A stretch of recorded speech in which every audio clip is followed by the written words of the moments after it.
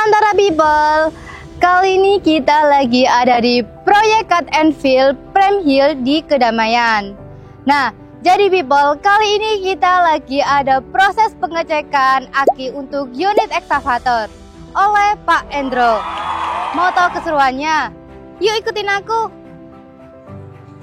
Halo Pak.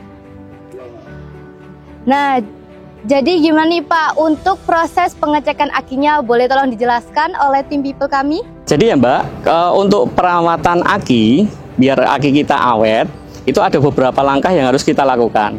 Pertama itu adalah kita harus memastikan volume air akinya itu standar. Ya, di sini ada tulisan upper level dan lower level, di mana semua aki pasti akan ada tandanya itu.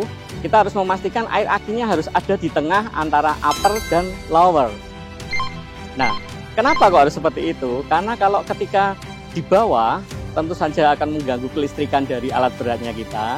Dan kalau di atas, itu akan merusak bagian-bagian dari aki itu sendiri. Ya, contohnya klem, ya itu nanti akan rusak. Nah, terus yang keduanya adalah klemnya yang berjamur. Nah, klem itu harus bersih, tidak boleh berjamur. Karena kalau misalnya klemnya muncul jamur, itu akan mengganggu kelistrikannya dari aki itu sendiri. Sehingga kalau teman-teman misalnya menemukan alat beratnya itu sering mati listriknya, ya susah di starter atau apa, itu biasanya karena jamur. Dan jamur ini harus dibersihkan. Nah, terus yang ketiganya itu adalah bautnya. Baut ini harus dipastikan kenceng teman-teman. Jadi ketika bautnya ini kenceng, berarti kelistrikan jenengan itu normal. Alat-alatnya itu normal. Artinya adalah ketika longgar, ketika pada saat alat berat ini berjalan di tempat yang tidak rata, dia pasti akan lepas.